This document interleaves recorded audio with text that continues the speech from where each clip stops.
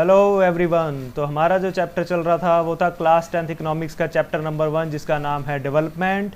तो last video session में जो अभी तक हमने देखा था कि कैसे डेवलपमेंट यानी कि विकास के गोल जो होते हैं वो सभी के अलग अलग होते हैं। उसमें हमने देखा था कि जैसे कोई एक गरीब किसान है, उसका अगर हम गोल की बात करें, अगर उससे बात करोगे कि आपका विकास का क्या गोल है, तो वो क्या कहेगा कि इस बार मुझे अच्छा काम मिल जाए या इस बार मेरी जो फसल है वो अच्छे रेट पे बिक जाए। तो इस तरह के उसके गोल होंगे। वहीं अगर एक अमीर किसान की बात करोगे जिस पे जो ज़मीन है वो बहुत ज़्यादा है, वो बहुत ज़्यादा प्रॉपर्टी का मालिक है, अगर आप उसके गोल की बात करोगे तो वो क्या कहेगा कि मेरी लाइफस्टाइल में और ज़्यादा चीज़ें ऐड होनी चाहिए, मैं और ज़्यादा रिसोर्सेज को खरीद पाऊँ, मैं अपने बच्चों को फ़ॉरेन में एजुकेशन के लिए भेज पाऊँ, मैं फ़ॉरेन ट्रिप्स पे जा पाऊँ। तो इसी तरह ही सबके डेवलपमेंट गोल्स उनकी लाइफ के अकॉर्डिंग अलग अलग होते हैं। तो विकास की डेफिनेशन सबके लिए सेम नहीं होती, ये हमने समझा था। और दूसरा हमने ये समझा था कि अगर हम डेवलपमेंट यानी कि विकास को मेज़र करना चाहें तो उसको हम कैसे मेज़र कर सकते हैं। तो हमने एक चीज़ देखी थी, इनकम। लेकिन इनकम के साथ साथ हमने देखा था कि सिर्फ इनकम से विकास को मेज़रमेंट नहीं किया जा सकता। फॉर एग्जांपल, आप एक जॉब करते हो, वहाँ पे आपकी सैलरी है 70,000 रुपीज़ पर मंथ, हमने एग्जांपल के तौर पे ले लिया। लेकिन वहाँ पे जो आपका बॉस है वो आपसे सही तरीके से बात नहीं करता, वहाँ पे जो आपके जो कलीग्स हैं वो भी आपसे सही तरीके से बात नहीं करते, वहाँ पे एक दूसरे के साथ भेदभाव होता है, वहाँ पे एक दूसरे से वहाँ पे एटमॉस्फेयर काम करने का अच्छा नहीं है, वहाँ पे आपको जॉब सिक्योरिटी नहीं मिल रही। तो क्या आप वो जॉब करना चाहोगे? नहीं। उसके कंपैरिजन में अगर आपको कोई जॉब 50,000 रुपये ही सैलरी दे रही है लेकिन वहाँ आपको जॉब सिक्योरिटी मिल रही है, वहाँ का एनवायरनमेंट बहुत अच्छा है, वहाँ काम करके आपको मज़ा आता है, तो डेफिनेटली आप इसको ही ज्वाइन करोगे। तो इससे हमें ये पता चलता है कि कई बार सिर्फ इनकम ही डेवलपमेंट का गोल नहीं हो सकता, उसके साथ और बहुत से फैक्टर होते हैं जो डेवलपमेंट में काम आते हैं या जिनसे हम डेवलपमेंट को मेज़र करते हैं। तो नेक्स्ट चलते हैं हम नेशनल डेवलपमेंट की ओर। अभी तक हमने जो डेवलपमेंट की, विकास की बात की है वो एक इंडिविजुअल की बात की है, एक पर्सन की बात की है, बट हम पूरी नेशन की बात करते हैं जिसमें आप थोड़ा सा अपने इंडिया के बारे में भी आप समझ पाओगे। So as we have seen above, individual seek different goal. जैसे कि हमने देखा कि सभी इंडिविजुअल्स के डिफरेंट गोल होते हैं, उसी तरह ही जब हम नेशनल डेवलपमेंट की बात करते हैं तो उसको नेशनल डेवलपमेंट को लेके भी सबके डिफरेंट गोल्स होते हैं। जैसे अगर आप किसी से बात करो कि यार देश में क्या क्या होना चाहिए, अगर आप 10 लोगों से बात करो तो आपको 10 लोगों के, ऐसा भी हो सकता है कि 10 लोगों के ही अलग अलग व्यू देखने को मिले इंडिया के बारे में। अगर आप उनसे पूछो कि आपको क्या लगता है देश में क्या होना चाहिए, कोई इलेक्ट्रिसिटी की बात करेगा, कोई सस्ते दाम पे तेल की बात करेगा, कोई किसी और चीज़ की बात करेगा, तो आपको लगेगा कि यार सब लोगों के, नेशन को लेके भी डेवलपमेंट गोल क्या है, अलग अलग है। It is very important to keep in mind that the different person could have different as well as conflicting.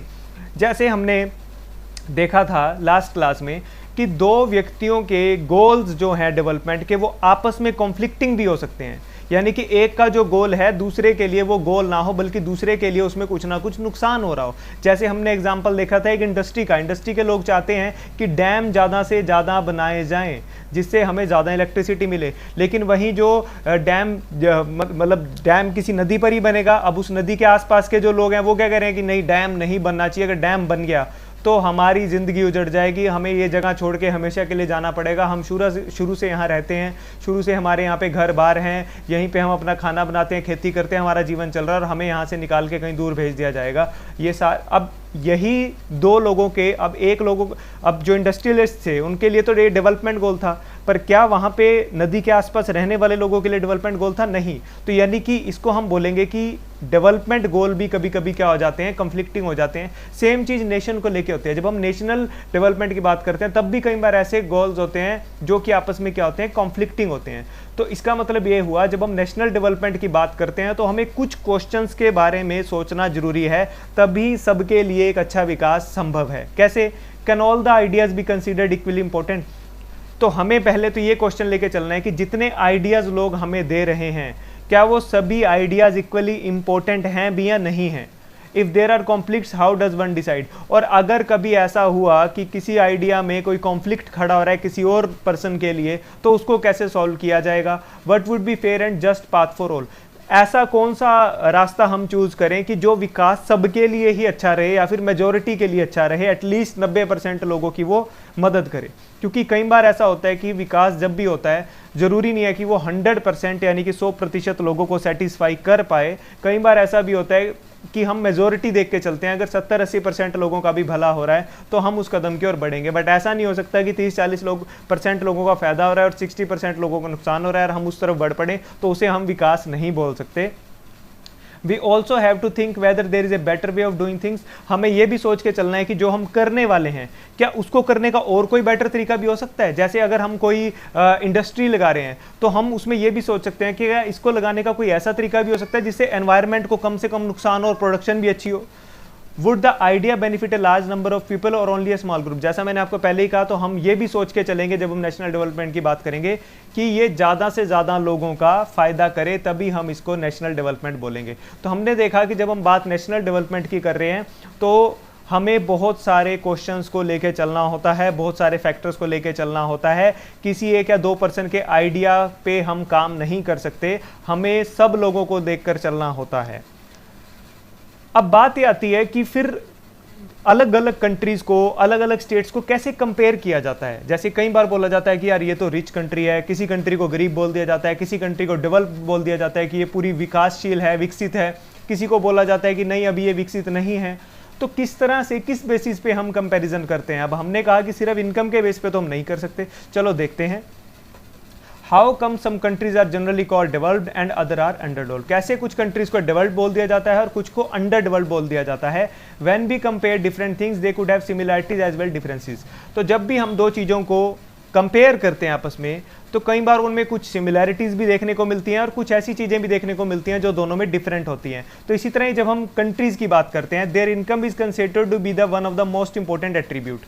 जब हम कंट्रीज की बात करते हैं तो नो डाउट इनकम एक बहुत इंपॉर्टेंट चीज होती है जिससे हम दो कंट्रीज को कंपैरिजन कर सकते हैं। लेकिन तो जैसे पहले इनकम की ही बात कर लेते हैं, फिर दूसरे फैक्टर्स की बात करेंगे। Countries with higher income are more developed than the other with the less income. ये तो एक नॉर्मल सी बात है कि अगर किसी कंट्री में इनकम ज़्यादा है तो उसका विकास एक दूसरी कंट्री जहां पे इनकम कम है उससे तो ज़्यादा ही होगा। This is based on the understanding that more income means more of all things that human beings need. क्योंकि अगर आपके पास ज़्यादा पैसा होगा तो ऑब्वियस सी बात है, वो अपने लिए ज़्यादा चीज़ें खरीद पाओगे जो आपकी लाइफ को आसान बना सकती है। तो उससे क्या होगा, आप जल्दी डेवलप्ड हो पाओगे। तो पैसा, नो डाउट इनकम एक बहुत इंपॉर्टेंट रोल है विकास में। Whatever people like and should have they will be able to get with the greater income. जो भी लोगों को पसंद है, जो भी वो पाना चाहते हैं, अगर उनकी इनकम ज़्यादा होगी तो वो उन चीज़ों को खरीद पाएंगे। So greater income itself is considered to be the one of the most important goal. तो ज़्यादा इनकम का होना भी एक बहुत इंपॉर्टेंट गोल होता है। लेकिन क्या सिर्फ यही गोल होता है? इस चैप्टर में हम इस चीज़ को समझने वाले हैं। सो पहले हम बात करते हैं, जब हम इनकम की बात करते हैं, यहाँ पे हम किसी इंडिविजुअल की बात थोड़ी ना कर रहे हैं, हम तो कंट्रीज़ की बात कर रहे हैं। तो एक कंट्री की इनकम क्या होती है, जब हम एक पर्सन की इनकम की बात करते हैं, एक इंडस्ट्री की इनकम की बात करते हैं, वो तो समझ आता है। पर एक कंट्री की इनकम कैसे कैलकुलेट की जाती है, इंडिया की कितनी इनकम है, ऑस्ट्रेलिया की कितनी इनकम है, ये कैसे कैलकुलेट करेंगे? So the income of a country is the income of all the residents of a country. This gives the total income of the country. तो जब हम इनकम की बात करते हैं तो हम क्या करते हैं कि देश में जितने भी लोग रहते हैं उन सब की इनकम काउंट कर लेते हैं, उससे हम टोटल इनकम निकाल देते हैं।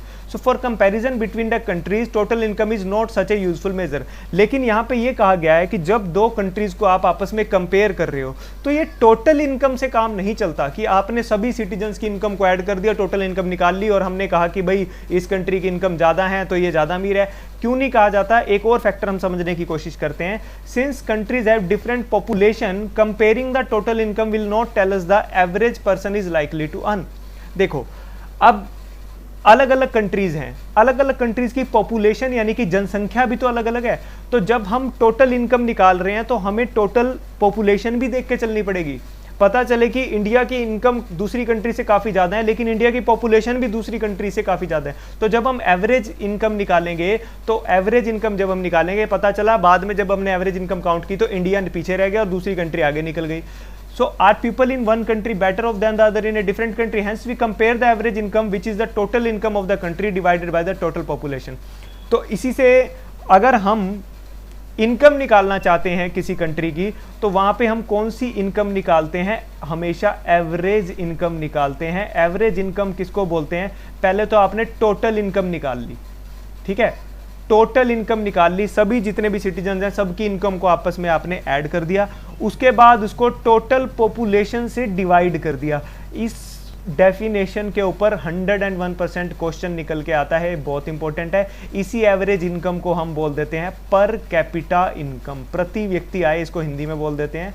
तो इसको पर कैपिटा इनकम बोलते हैं। इसको ध्यान से समझ लेना, याद कर लेना, इसके ऊपर क्वेश्चन जरूर आता है। तो पर कैपिटा इनकम क्या होती है? Total income of a country divided by it's total population.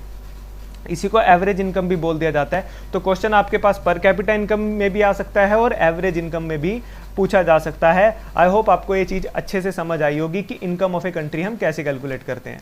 Next बात करते हैं हाउ कम्स, सॉरी टॉपिक तो हमारा वही चल रहा है। सो इन वर्ल्ड डेवलपमेंट रिपोर्ट, अगर हम वर्ल्ड डेवलपमेंट रिपोर्ट की बात करें जो कि किसके द्वारा दी जाती है? वर्ल्ड बैंक के द्वारा दी जाती है। The criteria of per capita income is used in classifying countries. देखो अब कंट्रीज रिच है या कंट्रीज पुअर है, ये कौन डिसाइड कर रहा है? ये वर्ल्ड डेवलपमेंट रिपोर्ट एक दी जाती है जो कि वर्ल्ड बैंक के द्वारा दी जाती है। अब यहां से आपको मैं एक असाइनमेंट देने वाला हूं, आप सभी लोग सेंड करेंगे मुझे आंसर्स अपने कि ये जो वर्ल्ड बैंक की मैंने बात की, ये वर्ल्ड बैंक का हेडक्वार्टर कहां पे है, ये वर्ल्ड बैंक कब बना था, किस ईयर में बना था, ये वर्ल्ड बैंक कौन कौन सी रिपोर्ट्स देता है, जितने भी इसकी बेसिक नॉलेज है आप उस पर एक असाइनमेंट रेडी करके मेरे को सेंड करेंगे, ठीक है। Some countries are called rich countries and some are called low income countries. तो जो world development report world bank के द्वारा दी जाती है तो उसमें यह दिखाया जाता है कि कुछ कंट्रीज कैसे रिच कंट्रीज हैं और कुछ कंट्रीज कैसे लो इनकम कंट्रीज हैं। इंडिया की अगर हम बात करें 2017 की जो वर्ल्ड बैंक की रिपोर्ट थी उसके according India low middle income country में आता है। किस में आता है? लो मिडिल इनकम कंट्री में आता है। यहां से भी आपके पास क्वेश्चन निकल के आ सकता है। The rich countries excluding the countries of Middle East and certain other small countries are generally called developed countries। तो जितनी भी रिच कंट्रीज होती हैं उनको ज़्यादातर डेवलप्ड कंट्री बोल दिया जाता है, सिवाय कुछ कंट्रीज के जो मिडल ईस्ट में पाई जाती हैं, ईरान इराक के आसपास की कंट्रीज, और जो कुछ और छोटी छोटी बिल्कुल कंट्री हैं जिनके पास काफ़ी पैसा है, उनको छोड़ के जितनी भी रिच कंट्रीज हैं, जैसे यूरोप की काफ़ी कंट्रीज हैं, यूएसए है, तो यहाँ काफ़ी कंट्रीज को जो रिच कंट्रीज हैं इनको डेवलप्ड कंट्री भी बोल दिया जाता है।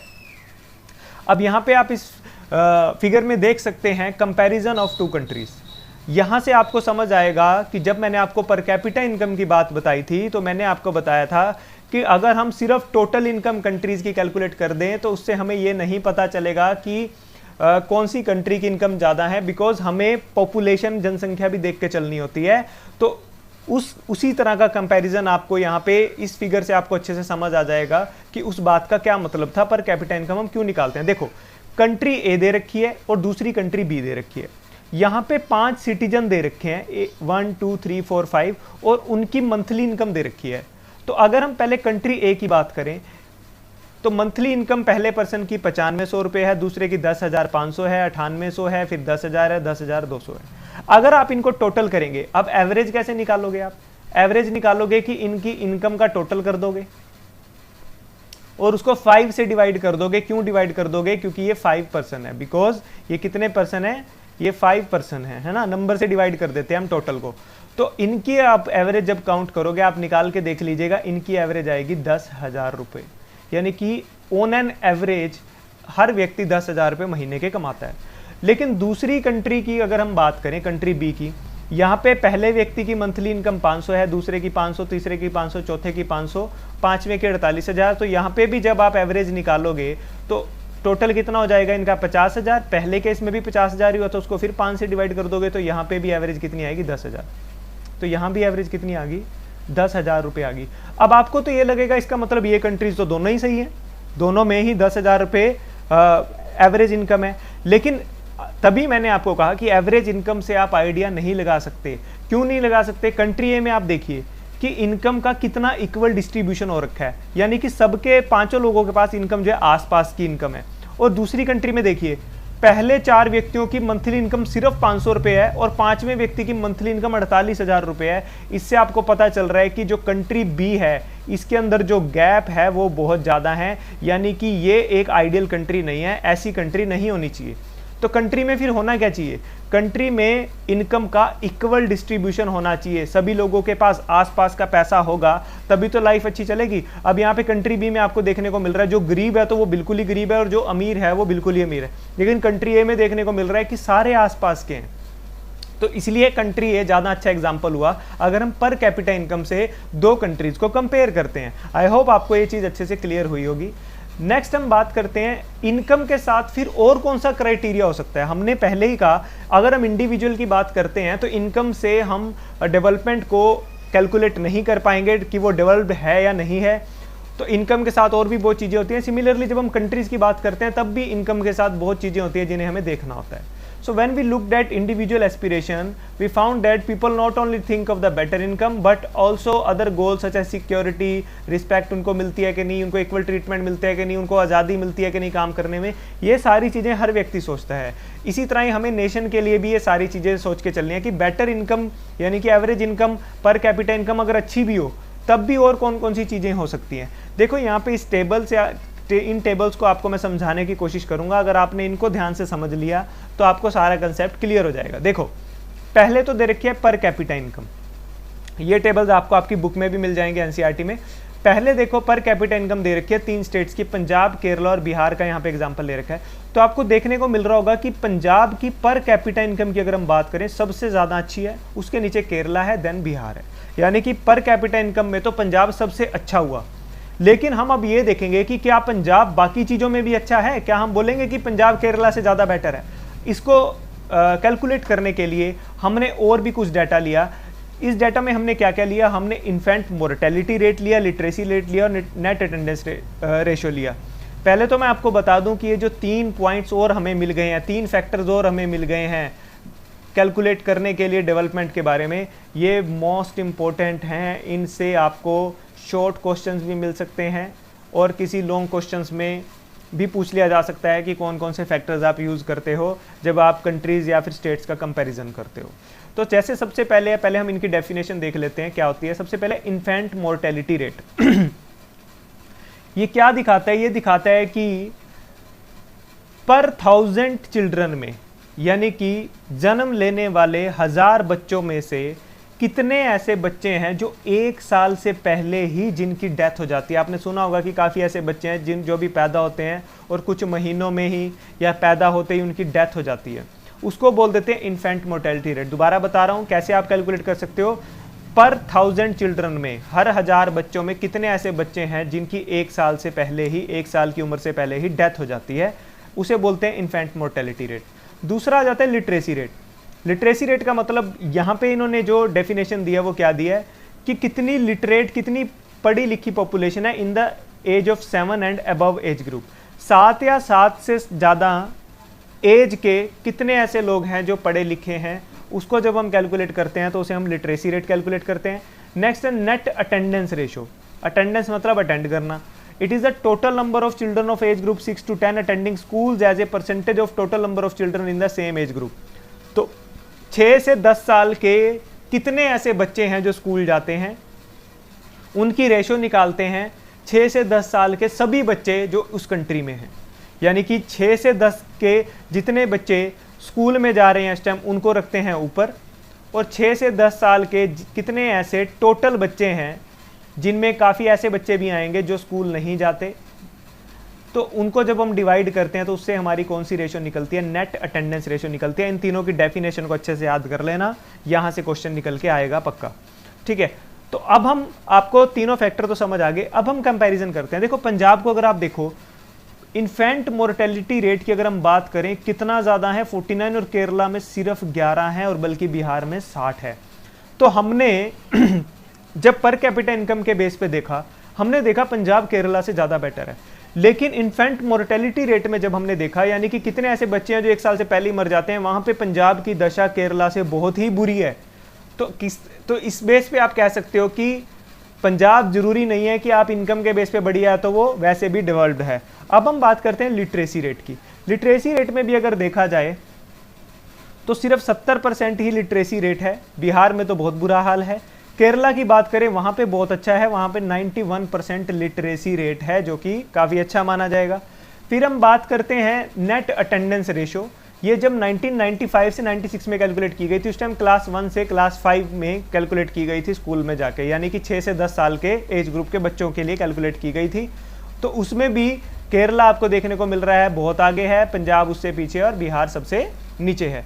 तो यहाँ पे हमें बिहार देखने को मिला। बिहार तो हर चीज़ में ही नीचे है, तो उसे हम बोल सकते हैं कि वो डेवलप्ड नहीं है। लेकिन मेन कंपैरिजन किस में चल रहा था, पंजाब और केरला में। अब पंजाब में आपको सिर्फ क्या चीज़ देखने को अच्छी मिली कि वहाँ पे पर कैपिटा इनकम ज़्यादा है, लेकिन बाकी सारी चीज़ों में केरला अच्छा है। तो अब आप खुद सोच सकते हैं कि केरला को ज़्यादा डेवलप्ड माना जाए या पंजाब को ज़्यादा डेवलप माना जाए। डेफिनेटली केरला को ज़्यादा डेवलप्ड स्टेट बोला जाएगा, बिकॉज वहाँ पे पर कैपिटा इनकम के साथ साथ infant mortality rate, literacy rate, net attendance ratio और जितने भी फैक्टर हैं वो भी बहुत ज़्यादा अच्छे हैं। लेकिन पंजाब में एक एवरेज इनकम का फैक्टर तो अच्छा है, लेकिन बाकी फैक्टर अच्छे नहीं है, इसलिए पंजाब जो डेवलप्ड है वो लेस डेवलप कहा जाएगा केरला के कंपैरिजन में। तो इस चैप्टर में आपने आज जो भी चीज़ें समझी हैं, आई होप आपको अच्छे से समझ आई होंगी। कुछ कंसेप्ट्स थे, कुछ मीनिंग्स थे, काफ़ी इंपॉर्टेंट फैक्टर्स थे, इन सभी को अच्छे से पढ़ लेना, अच्छे से समझ लेना। अगर कोई चीज़ समझ ना आई तो वीडियो को रिपीट करके देख लेना। फिर भी अगर कुछ समझ ना आए तो आप कभी भी अपने डाउट्स मेरे से शेयर कर सकते हैं। मैं डेफिनेटली कोशिश करूँगा कि जल्द से जल्द आपके डाउट्स को क्लियर करूँ। तो थैंक यू सो मच, मिलते हैं फिर आपसे नेक्स्ट वीडियो सेशन में।